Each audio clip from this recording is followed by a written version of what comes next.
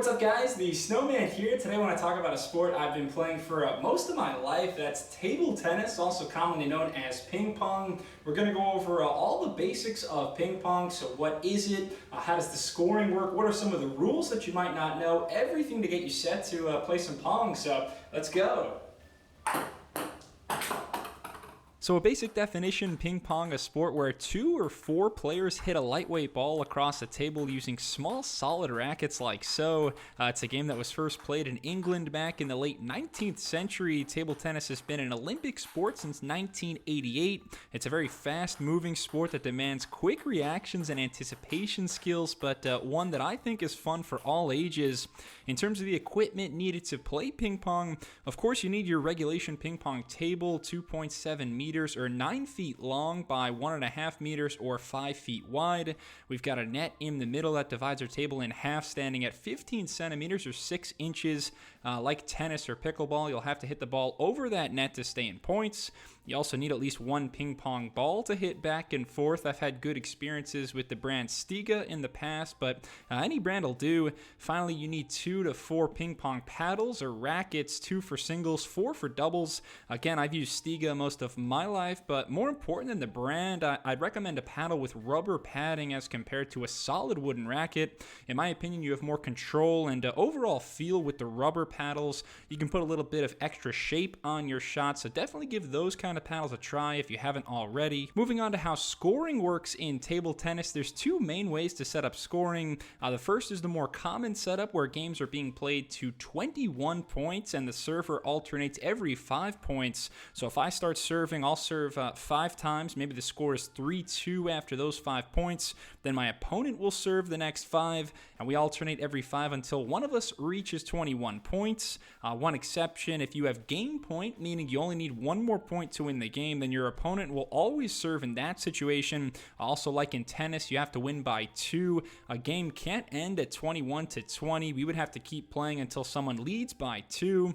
The second way of scoring is technically the more official way. The International Table Tennis Federation changed the Olympic scoring rules in the year 2000 to reflect this method, where instead of playing to 21, you actually play to 11, and instead of switching servers every 5 points, you switch every 2. So that's how they do it at the Olympics. They play to 11, switch servers every 2. Games are slightly shorter to help maintain crowd interest, but I prefer playing to 21, and it's up to you whether you want to play one game or a series of games, best of 3, best of 5, best of 7. I believe they play best of 7 at the Olympics, but most of the time if I'm playing with friends or family, we'll just do best of 3. So the first player to win 2 games to 21 points is the winner. Let's get into some gameplay and rules now. At the start of a game, you can either flip a coin to see who serves first, or the more fun ways to do a play for serve point, where both players must hit it back and forth at least 3 times, and whoever wins that point serves first. In terms of serving, this is how each point begins. Technically, you're supposed to take the ball in your non-paddle hand and hold the ball in an open palm position,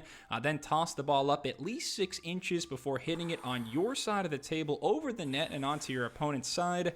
Some people, like my dad, forget to toss it up 6 inches and serve something more like this, which is, it's okay in casual instances, but definitely illegal in competitive play. Also, unlike tennis where you get 2 tries, you only get 1 chance to serve in ping pong. If you hit the net or hit your serve off the table, that counts as an automatic point for your opponent. But other than that, you're just rallying back and forth, trying to hit the ball on your opponent's side of the table. If the ball hits the top of the net but still lands on your opponent's side, that's called a let, in which case the point will continue unless it occurs on a serve. If your serve results in a let, then you have to redo the serve, but all other lets are just play on. And here's a list of different ways you can score a point during a rally.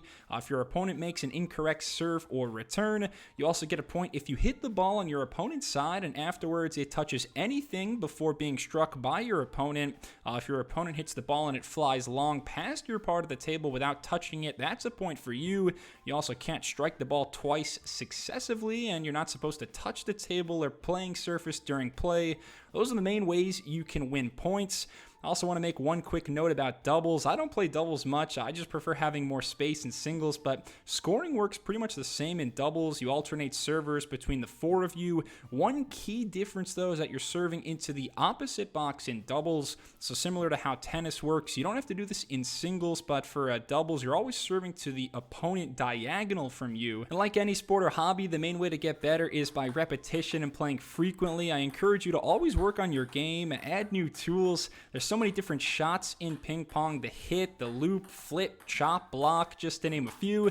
My personal favorite is the smash, a very powerful shot that frequently results in winners. You can execute smashes when your opponent hits the ball too high or close to the net, accelerate your paddle as quickly as you can, and unleash your ping pong assault.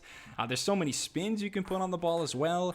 Backspin, topspin, side spin, cork spin. Every player has a different strategy, whether it's power or spin based, offensive or defensive, aggressive or passive. That's what makes sports like ping pong fun to me. Every person brings a little something new to the table, and at the end of the day, we're all just trying to have fun. Make sure you exhibit proper sportsmanship after a hard-fought victory or defeat. Give your opponent a dap or a handshake, and just enjoy the games. And thanks a lot for watching my ping pong explained video. Please, if you have any questions, leave a comment. Let me know what you think. And if you want more sports content, subscribe to the Snowman Sports Media. And I hope to see you again soon. Thanks a lot. Cheers.